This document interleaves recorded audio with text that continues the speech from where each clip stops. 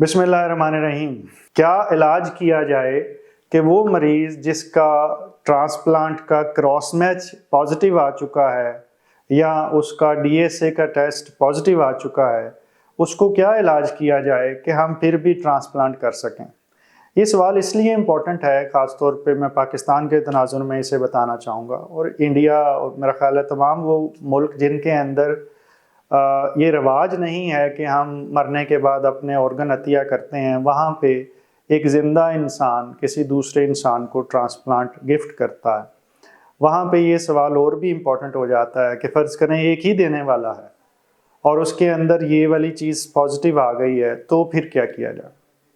सबसे पहले ये कि अगर फ़र्ज़ करें डीएसए की मिकदार बहुत ही ज़्यादा है, यानी उसका मरीज़ का जिस्म उन गोलियों से और हथियारों से भरा पड़ा है जो आने वाले गुर्दे के ख़िलाफ़ हैं, और हमें उसको कम करने के लिए इतनी दवाइयाँ देनी पड़ेंगी जो मरीज़ के लिए ख़तरनाक हैं, तो मैं इस सूरत के अंदर अमूमी तौर पे मरीज़ों से रिक्वेस्ट करता हूँ कि वो इस ट्रांसप्लांट को ना करें, क्योंकि इस सूरत के अंदर क़ुव्वत मदाफ़ियत कम करने के चक्कर में मरीज़ बाज़ इन्फेक्शन का शिकार हो सकता है। लेकिन ये बहुत सवीयर केसेस के अंदर है। ज़्यादातर केसेस के अंदर अगर डीएसए बेतहाशा ज़्यादा नहीं है और क्रॉस मैच बहुत बुरा नहीं है, यानी बुरा है लेकिन बहुत बुरा नहीं है, उस सूरत के अंदर कई ऐसे तरीक़ाकार मौजूद हैं जिनके ज़रिए मरीज़ को उसकी क़ुव्वत मदाफ़ियत को ठंडा किया जा सकता है ताकि वो आने वाले गुर्दे से ना लड़े। इसको हम अपनी ज़बान में डिसेंसिटाइजेशन थेरेपी कहते हैं। सेंसिटिविटी का नाम सुना है, सेंसिटिव होते हैं लोग। अगर आप ज़हनी और जिस्मानी सेहत के बारे में इल्म, नए तरीका इलाज और नई से नई तहकीक के बारे में जानना चाहते हैं तो इस चैनल को सब्सक्राइब करें, बेल आइकन को क्लिक कर दीजिए।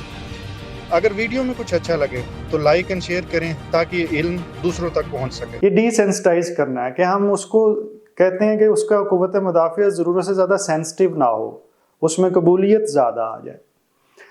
इसके लिए कुछ ऐसे इंजेक्शंस भी हैं जिसका नाम मैं पहले कई वीडियोस में ज़िक्र कर चुका हूं, जिसमें से एक का नाम रिटुक्सीमैब है, वो दिया जा सकता है। फिर एक दूसरा डायलिसिस होता है और एक खून धोने वाला एक मशीन होती है जिसे हम प्लाज्मा फ्रीसीज कहते हैं, वो की जा सकती है। एक और भी इंजेक्शन है जिसे हम बोटेजोमेब कहते हैं, वो भी इस सिचुएशन में इस्तेमाल किया जा सकता है।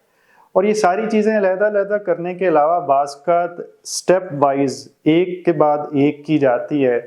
ये मुख्तलिफ़ किस्म की सफाइयाँ खून में करती हैं और अल्टीमेटली मरीज़ जिसके अंदर ढेर सारे हथियार होते हैं आने वाले गुर्दे के ख़िलाफ़, जब इन सारी प्रोसेस से गुज़रता है तो वो कई दफ़ा वो हथियार गायब हो जाते हैं, उससे गोलियाँ ख़त्म हो जाती हैं और फिर गुर्दे को ट्रांसप्लांट किया जा सकता है।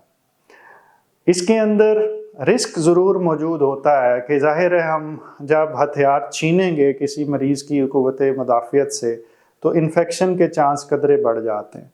इसके बावजूद बहुत सारे मरीज़ हैं जो कामयाबी के साथ इसको बर्दाश्त करते हैं और उसके बाद ट्रांसप्लांट भी हो जाता है और वो कामयाबी से चल रहे हैं। मैं फिर ये दोहराता जाऊँ, ये वाली दवाई जिसको हम डिसेंसिटाइजेशन थेरेपी कहते हैं, या जिसके अंदर हम क़ुव्वत मदाफ़ियत को ठंडा करके एक बुरे क्रॉस मैच को एक पॉजिटिव डीएसए वाले मरीज़ को ट्रांसप्लांट तक ले जाते हैं, ये हर एक के लिए नहीं है।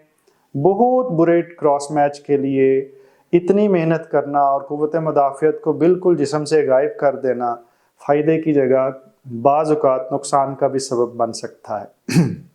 ज़ाहिर है ये एक असूल सब पे लागू नहीं हो सकता, हर मरीज़ के लिहाज से उसका रिस्क बताया जाता है और पेशेंट और डॉक्टर मिल के ये फ़ैसला करते हैं कि इसमें फ़ायदा ज़्यादा है या रिस्क ज़्यादा है। अल्लाह ताला आपको मुकम्मल ज़िंदगी दे और दूसरों की ज़िंदगी मुकम्मल करने का शर्फ़ अता करे। शुक्रिया।